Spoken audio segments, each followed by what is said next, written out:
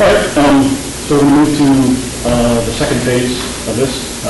Gengbin, the AMPI. Welcome to the second part of the tutorial. So in this tutorial, I'm going to cover the AMPI, which is adaptive MPI. It's a runtime library on top of cont. AMPI, as the name suggests, is actually an implementation of MPI. It's basically compliant to the MPI 1.1 standard, and we're also working through some features in 2.0. I haven't been doing this tutorial for like almost 1.5 years, so I'm not quite familiar with the slides right now. So if you have any questions, feel free to stop me, because I want to become like an interactive tutorial. So if something I don't explain well, and feel free to raise your hand and ask questions. So this is the outline.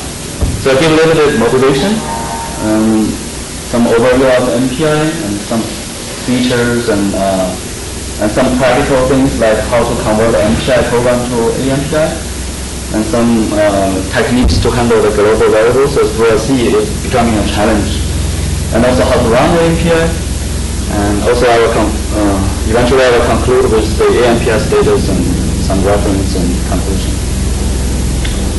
So why AMPI? So we know MPI has been widely accepted standard for message passing paradigm. People write MPI, so people write MPI everywhere and do things with MPI. But the thing with MPI is when you write program using MPI, it's hard to do the load balancing. So if you want to do load balancing, you have to actually take care of yourself. You have to migrate the data. You have to send the things. You have to do manual way to actually do to balance the load. This is because for MPI, you normally give a processor number count P, and then you kind of partition your data according to the number of P, basically the ranks in your MPI program. And that's very, sometimes it's very constrained. For example, if in your, let's say, some kind of Jacobi program, based on the problem, you depend on, for example, the square, basically the square number of processors. So then if we give you some odd number of processors, your program may not run on those scenarios. So this basically means if we combine with cont++ virtualization over decomposition idea, you kind of feel that the idea is you want to divide your MPI program onto arbitrary number of processors, and then you have given a certain number of physical processors. You want to map your MPI ranks to those physical processors. So this basically is the central, is the main idea from cont++, that you want to over-decompose your problem, and then map your MPI rank to physical processors. The benefits comes from this over-decomposition is you can do load balancing. For example, if you have 16 processors, and then you over-decompose your MPI program to 64 virtual processors, then you kind of can map 64 MPI ranks to 16 processors. And by this mapping, you don't have to say, it depends on the load, so you can kind of doing a load balancing, taking advantage of this over-decomposition. So that's the idea. So now, like I said, by using virtualization, you map MPI, so you basically have MPI ranks, but in the terminology of China, it becomes a thread.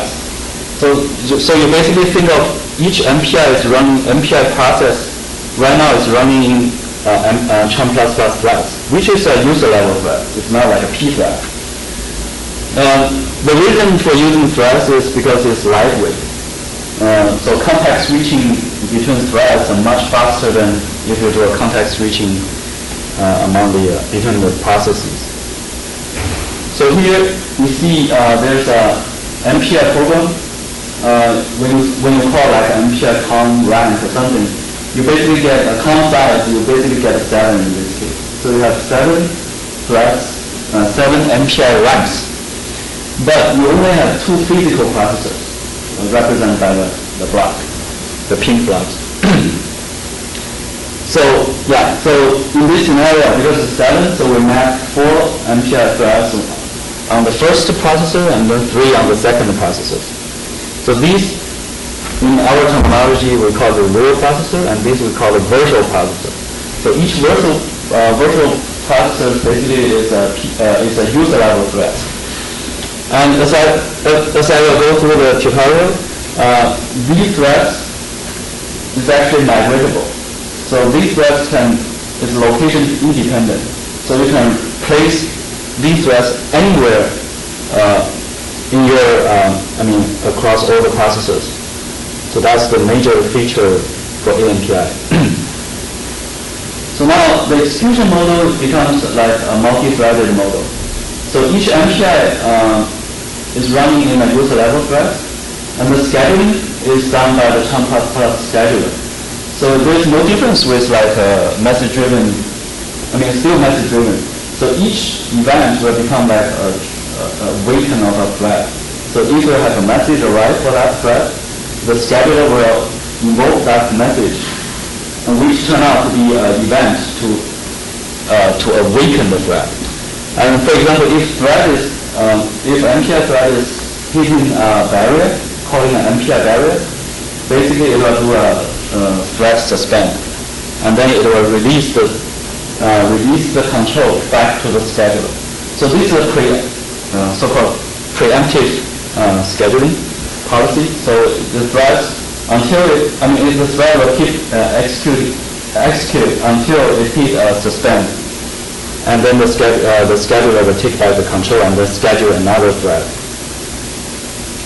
So to actually get the advantage of AMPI, so typically like here, you want the virtual processor, the number of virtual processors much greater than the number of physical processors. Typically like 4 times, 10 times, this. But as you can imagine, if you over-decompose your program like in a dramatic way, you have a lot more threads on each real processor. Then you actually can incur some, you basically can add some scheduling overhead. So it's kind of a trade-off. Typical cases, you want to find a sweet spot. You want to find a good way of this ratio, so-called over-decomposition ratio. And then in that sweet spot, you get max optimal performance. So here is one example. So if you are doing a real MPI, the original MPI, you have to divide this square into 4 pieces. For AMPI, you divide into 16, and then you map every 4 consecutive, the blocks to one physical processor. So that's how it works in the end. So now here the MPI ranks is from 0 to 15. So you actually have, when you call MPI cont size, you actually get 16. So there's no difference with like when you run a normal MPI program. So I already mentioned some of the benefits earlier. So everything is done by cont++.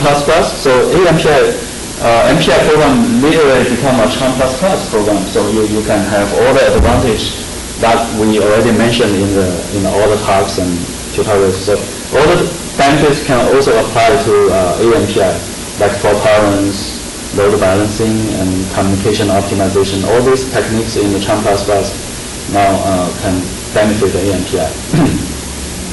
And also, by doing over-decomposition, this is the same thing you heard before. Like when you over-decompose to a sweet spot, you actually can hit some cache benefit.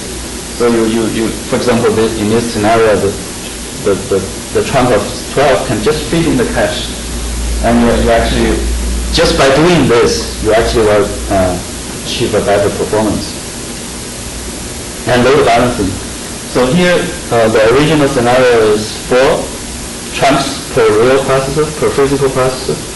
But if, for example, some of this, for example, if this processor is light, I mean, is underloaded, then this can choose to give 13 to this processor. So we actually migrate this MPI rank 13 to this processor to balance the load. So that's basically the load balancing. And load balancing is done through extension to the MPI standard. So we provide a new function called MPI migrate. So whenever you want to do a load balancing in the MPI program, you can just call this function. And this function is a blocking call. So it basically blocks there, migrate flags, doing the load balancing, and then the computation will resume from there. Like I also mentioned earlier, so by decoupling the physical and the virtual processors, you actually give the freedom of running your AMPI program on any number of processors. So in this case, if the 3D stencil calculation of size like 240 cube root, so in typical MPI runs, you probably just need, you have to depend on the cube number of processors. But if you run in the AMPI, you kind of can give, the x-axis is not very clear, but you kind of can get any arbitrary number of processors, so you can run anything like, for example, like 1933 processors, 105 processors, so you don't depend on the number of real physical processors. Another benefit from AMPI is we actually have, actually have some extensions to MPI 1 as well. In this case, we have this asynchronous practice. Actually, asynchronous practice is already being proposed in MPI 3, so they also recognize the importance of asynchronous practice. But we have done this for many years now. So we have this extension called I-auto-all. So instead of just auto-all, it's a normal like a blocking call, so you have to block there. But for I-auto-all, you have basically return a request, and then you can just do MPI wait on the request. And then you can do a computation in between. So this basically gives you the benefit of overlapping the computation with the communication. Similar extensions also available for MPI all reduce and MPI all gather. So from here you can see the communication is represented by the red blocks. This is like a timeline.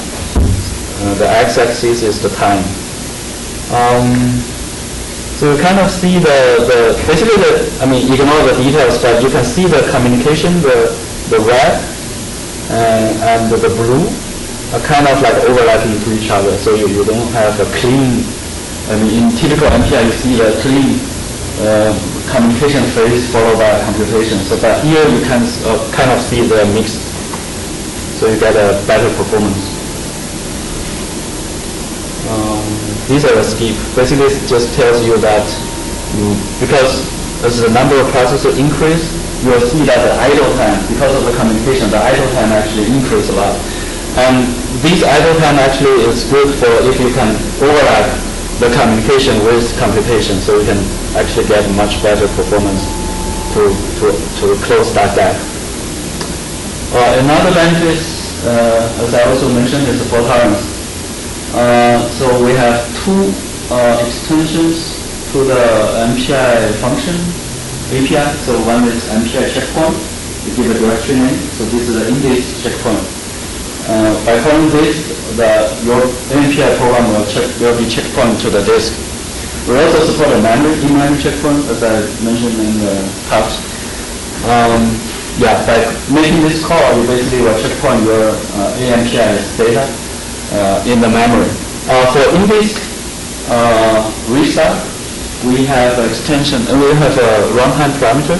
So you give a direction name which stores the checkpoint files, and then when you restart the program again from the disk, you give the direction name and then the plus restart command line option.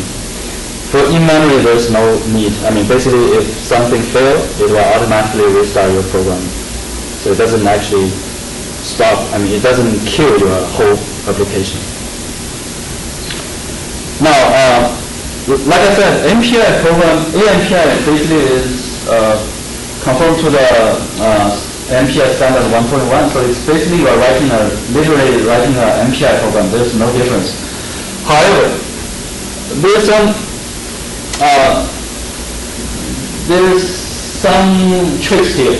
So the one thing is the MPI program normally declare a main program. For example, program main, like in C, it's an int main, right? So the program will the control, I mean, when the binary loads, the control will go into the main. However, in AMPI, the child will take control of the main. And then each of your main program actually is the entry of the thread, right? It's a thread entry function. Therefore, you have to change, particularly in Fortran, you have to change the program into a subroutine, which becomes the entry point of your thread. So here you have to name it MPI main. So that's the only change you have to make to the Fortran code. For C code, there's no need to change because we just hash define the main to something like MPI main. So as long as you include AMPI.h, MPI.h, then you don't have to do any change to the source code. However, there's another caveat. So by running MPI program in the AMPI environment, you suddenly make a multi-threaded programming, right? So it's become a multi-threaded. So you'll see that several user level threads will share one address space.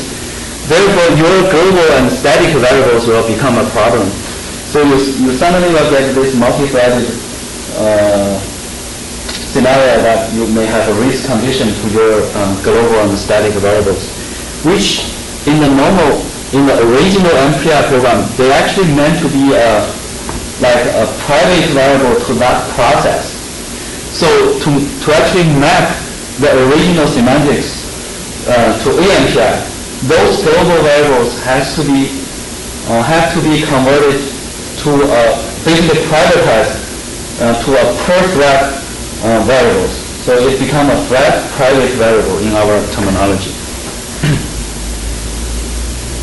Okay, so now I will basically tell how we actually do this. This basically gives a little bit motivation. So if you have a simple program and you declare global variables var in this case, and then your program says var equal to my rank ID, and then you call MPI receive, and then you assign var to B. So another thing is, if you have another thread which doing the same thing, once you hit receive, the program the program release control to the scheduler, and then the control will come to thread number 2, in which it will also assign the global variable var to the thread 2's rank ID, which is 2 in this case. And then when the program comes, when the control back to thread 1, it will see var become 2 instead of 1, right? So this basically is just a typical multi-thread risk condition issue. So the solution is we have to make var, which originally in your MPI code, a global variable, to be silently become a thread private variable. Okay. So by using some kind of tricks, in AMPI will provide 3 mechanisms, basically 3 kind of ways of doing this privatization. I will basically go through all the 3 schemes, and then we'll see, and there's some pros and cons for each scheme, and some things are not really possible. But okay, so here, the first approach is called swap global variables.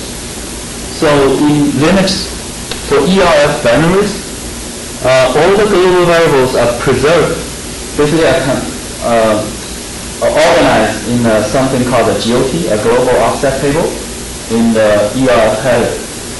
So the idea is, if for our runtime, if we automatically examine the GOT in the header, we will know all the global variables. And then we copy this GOT into multiple copies. I mean, say you have 3 threads on this processor, in this address space. Make 3 copies of these GOTs, and then each GOT will point to, and basically, GOT is a 1 copy, but then you make 3 copies, 1 for each thread. So their globals will be privatized for each thread. So they will be private to each thread. And then when you do the context switch, you just copy your GOT table into the system GOT table.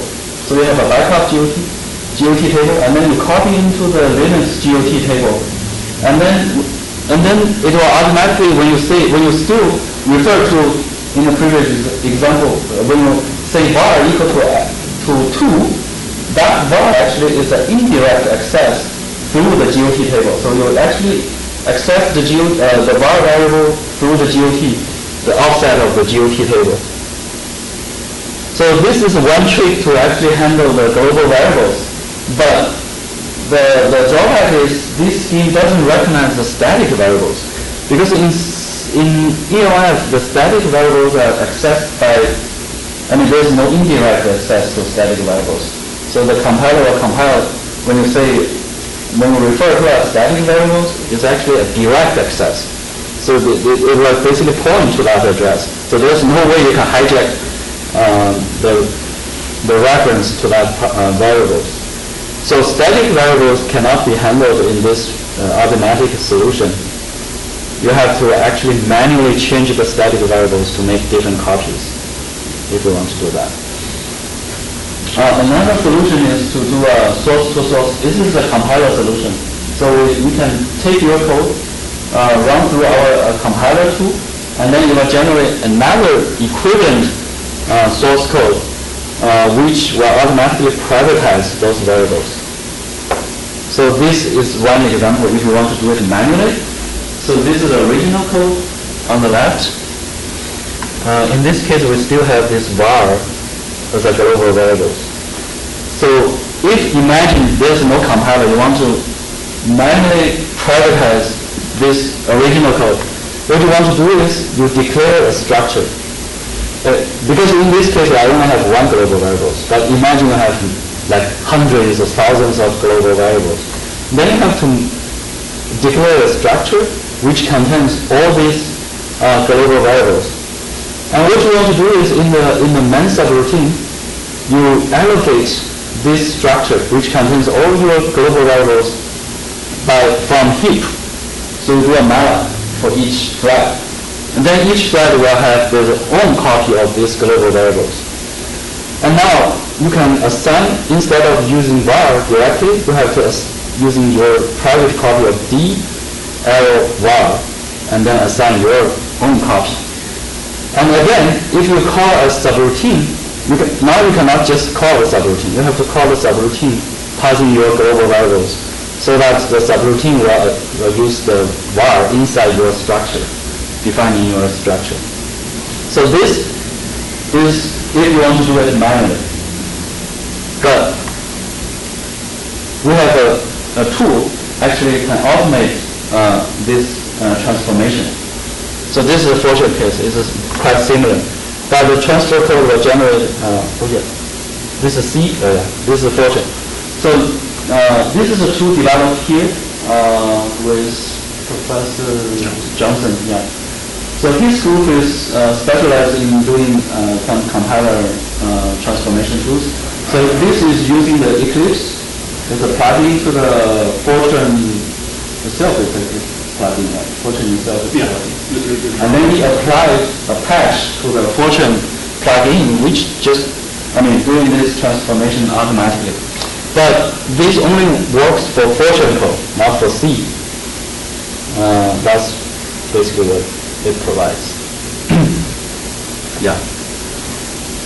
This operates on the pure Fortran 90 code. So that's how it does. And we basically construct the AST trees, and then it will do some transformation, and then translate AST tree back to a new set of Fortran code. So here is a GUI. So you basically load your code, and then you hit the button say AMPI this code, and then it will transform to the, on the right is the transform code. So this tool is freely downloaded. you can download freely on this website, and then so you can do that on the Fortune code. Now here is just some experiments on how these techniques work. So here is a NAS benchmark. I forgot which one. I think it's BT. Here shows BT, LU, and SP. So the yellow bar is if we run in the native MPI. It's a pure MPI. The blue bar is if we run in so if we transform the code, but we still because transformed code is still MPI. So if we still compile that with native MPI, so see how the transformation has an impact to the original performance. And then the green bar is if we run in the AMPI. So you can see because you do the transformation, sometimes because you kind of disturb the code, you organize the variables in a different way. You kind of, for some scenario, get a little bit of performance penalty because of the code transformation. For example, originally, we actually look at the assembly code, we actually found that if we pass in the pointer in, then the reference to the global variables become an indirect reference to the structure and then the field, which sometimes actually can impact performance. Compared with the original code if you reference directly to the global variables. So the compiler can do a better optimization if it's not in the pointer. The pointer sometimes can hurt the compiler to do the optimization because it doesn't know your pointer, some aliasings, whatever. So there is some slight performance penalty because of transformation. But running with AMPI actually kind of help a little bit. Actually, get some performance back, and at least it's almost even faster than the original native MPI in some scenario. But here it's slightly slower in the SP case. So here again is NAS benchmark, but here we can, because of using AMPI. In the blue bar and the green bar, the blue bar is without load balancing. So if we transform the code, so that we run AMPI, but without load balancing, we kind of already faster. There are some scenario if we do a load balancing. For example, in the BT case, we actually can improve the performance even further. The reason for the load balancing doesn't help in the LU and SP case is because those two benchmarks are actually quite balanced. And also in the LU case, it's actually not a good case for load balancing. It's doing this triangular stuff, something is not persistent. You cannot predict the load for the LU case. We also tried this transformation tool on the Flash code, which is cosmology, kind of like a cosmology code developed in Chicago, University of Chicago. So here we see that this is very small benchmark. We just run on 16 virtual processors, but 16 physical processors, up to 16 physical processors, but using only 16 virtual processors. So if we run AMPI, that's the InfiniBand MPI, we can only run on 16 processors because the virtual processor has to be the famous processor. You basically have a rank of 16. So the green and red bar only applies on 16 number of physical processors. Here the green bar is the transform code. So you can see the transform code actually makes the program is kind of slower. But if you run it with AMPI, you can run on arbitrary number of physical processors. So you can even run on 1 processor, 2 processors, 4, and 8. And the green bar here is the one with load balancing. So you can see if you have 16 virtual processors, for example, on 4 physical processors, every physical processor will have 4 MPI ranks. So you can do load balancing by migrating those MPI threads. So you get a benefit. The reason you don't get a benefit on one is because you only have one processor, so you cannot migrate anyway. And two is kind of also balanced, so you don't get any improvement. And here's the speed up plot, so it doesn't show anything. Okay, now the third approach is to use the so-called thread local, not local store, the thread local storage. Yeah, so it's a Linux TLS support. So in Linux, actually I would say modern Linux, the compiler support so-called, what do you call it? Directive? I don't know. I mean, it's basically you can put underscore thread, which is let's call it primitive, inside before any variable declaration. So you can say in your C program, if you say underscore thread int x, then x will become private to each of the p thread. So if you compile your C with, for example, a GNU compiler, these will automatically become a thread private variables. Yeah, and C11 very few years. Right, I think it's in the recent years, right? Yes. Yeah. So that design really, GNU basically really has, I think, full implementation of that. Yeah. Right.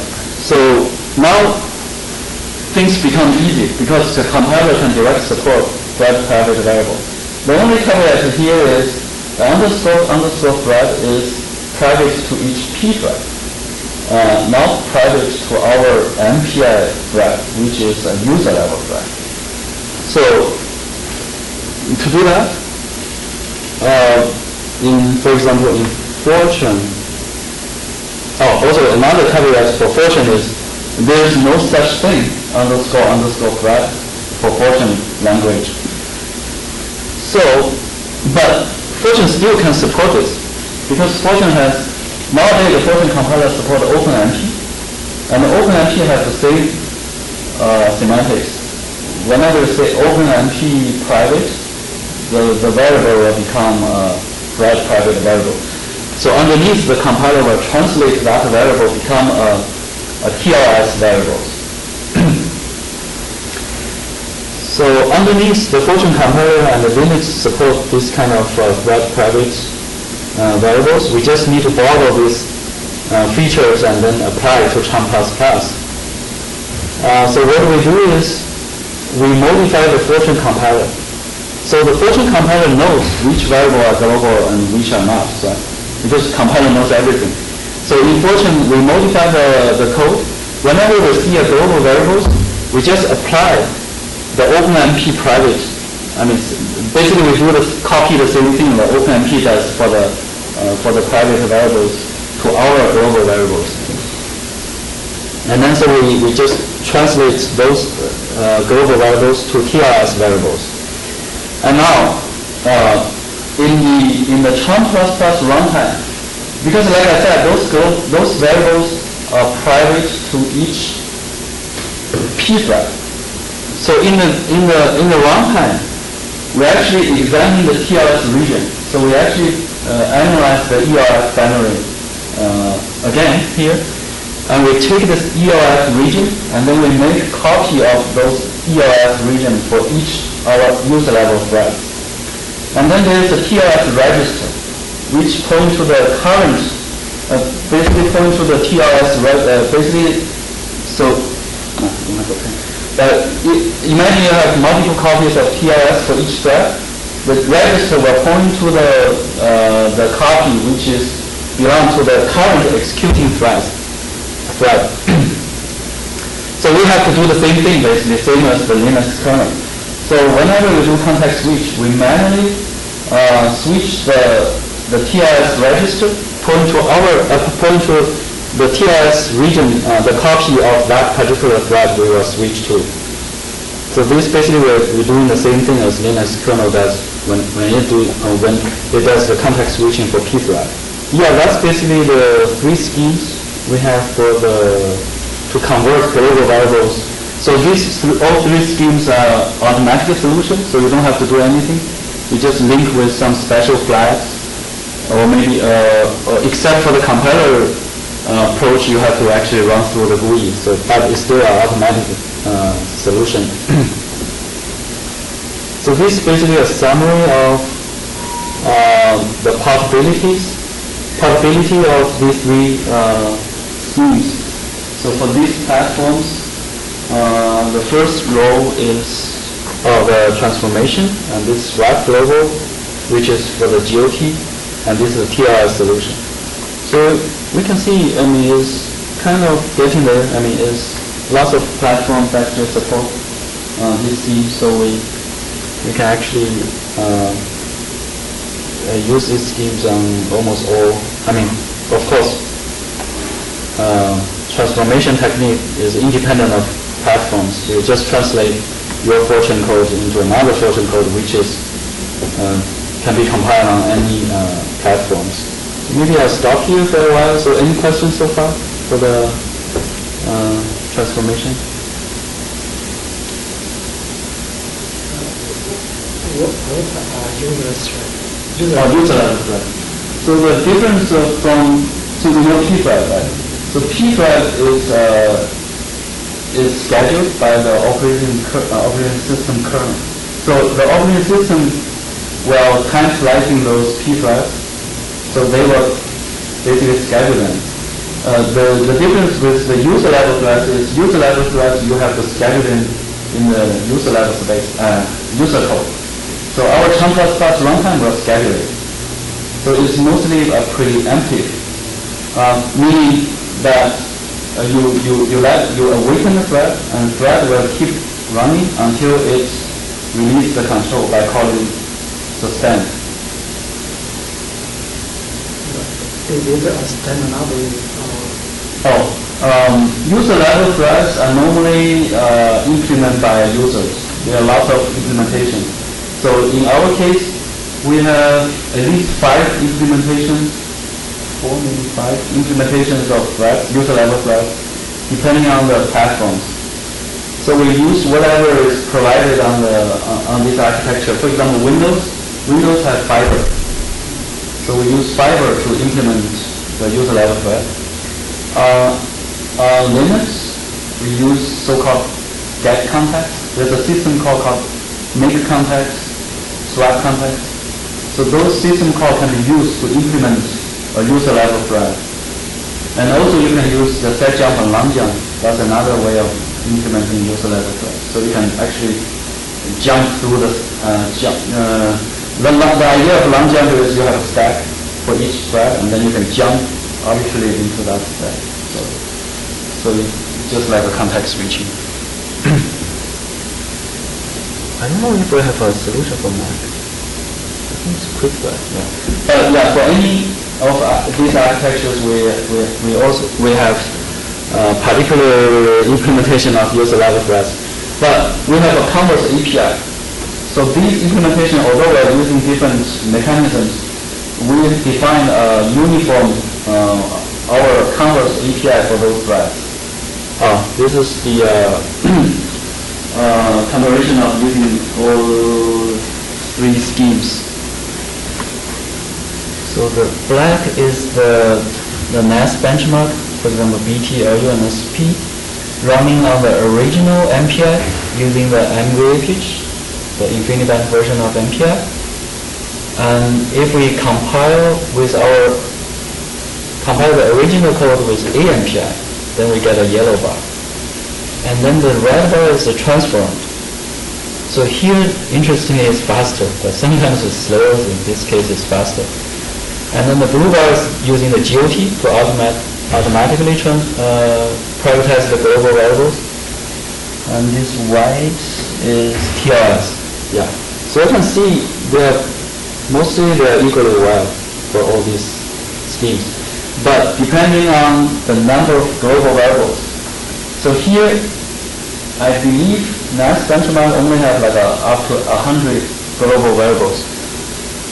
As we can see for GOT, maybe I forgot to mention, for GOT, you have, because the system has only one GOT table, so you have to copy your GOT content into the system GOT table, in which case this depends on the length of your GOT. So let's say if you have thousands of variables, this copy may take a while. So the GOT is subjective to, is depending on the size of global variables, not the size, the number of global variables, the overhead may increase.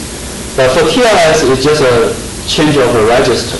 So it's a constant overhead for independent of how many global variables you have. So that's a more scalable solution. But in mass benchmark, you don't see that effect. And this is a flash result. Oh, it's the same slide. Okay. Now let's see how to do the load balancing. Yeah, object migration. We should say thread migration. Those are the way if you want to do it in if you write in the native MPI. If you want to do load balancing, you typically have to say move in the FEM case. You have to move rows of like sparse matrix elements. You have to move them manually. You pack the data and then you send to other MPI rank, and then you kind of do load balancing in this tedious way. So in AMPI, we do these application independent methods. So we don't have to know what's the data in your AMPI code. We just migrate the whole virtual processor. The whole MPI rank to other processors. So so we just carry all the data and then the computation and then move to another processor. So the application decomposition actually doesn't change. We just balance the load by over decomposition. Now the tricky part is how to migrate a thread. Migrating a thread is not that trivial. So imagine you are running in the middle of a thread, and then the thread is oh, so we have only 5 minutes? Okay, so we need to wrap up. So basically, say if you have data on your stack and you have a pointer to your stack, if you migrate the thread to another processor, but in a different location, then your pointer will point to it becomes invalid. You point to some illegal place, and that will crash your program. So the way of doing this is we do this. I can show the animation. So we divide your whole virtual address space by threads, and then each thread will occupy a fixed virtual space slot. And now when you migrate, you keep the virtual address space. You basically migrate to, for example, from this processor, migrate thread number 3 to processor B. You'll go directly into the same address space. Therefore, all the pointers in the thread 3 will remain valid on the new processor. So the pointer will point to the same location, and they will become still valid. So there are a whole bunch of tricky stuff to actually enable this technique. For example, you have to find the largest contiguous address space available for this, because like the globals, heaps, and your own code also occupy the address space, the virtual address space. So you need to find the biggest chunk of address space and then divide that big chunk by all the threads in your program. So that's how we actually migrate. So to do the migrate, we, like Eric already described, we have this pub subroutine. So you can also write pub subroutine, or you can use some automatic ways of like the ISO malloc heap. So that one will migrate the whole stack automatically. So this is just a pub example. So if you have an MPI thread, it will become like this. You write a pub subroutine, and then you pub. There's a C interface to the pub, so-called fpub_int is to pub an integer. So by calling this, you basically write a pub subroutine to checkpoint, not checkpoint, to basically pack your user data. So to do it automatically, you just link dash memory ISO malloc. So these will automatically carry the data preserved in those, the ISO malloc region. So you don't need to write a pub subroutines. Another way is just like I showed in the earlier example, you can write a pub subroutine to only pop the live data, live variables in your code. To run AMPI is no difference with running a typical MPI program. So when you compile code, you just call, instead of calling MPI CC, you call AMPI CC.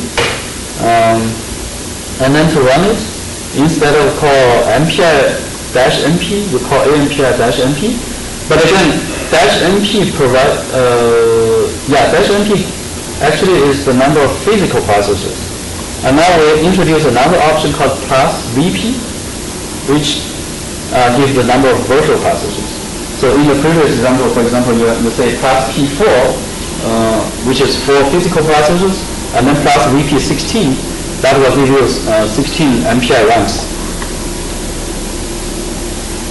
Yeah, that's the example. +P2, this is, we should include this. +P2 and +VP8. And that will give you 8 MPI ranks on running on 2 physical processors.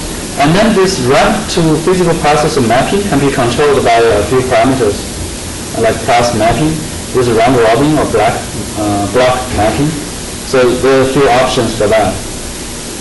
And this is when you want to run with the ISO malloc, so that all the malloc will happen in the ISO malloc region, and they will be popped automatically when you migrate. Here is how you actually link a load balancer. You can say dash module every LB. That will link all the load balancer modules. And then when you run the MPI program, you say class balancer, and then you choose a balancer to use, just like when you run a Chunk++ program. So you can have a greedy LB, a few options you can have.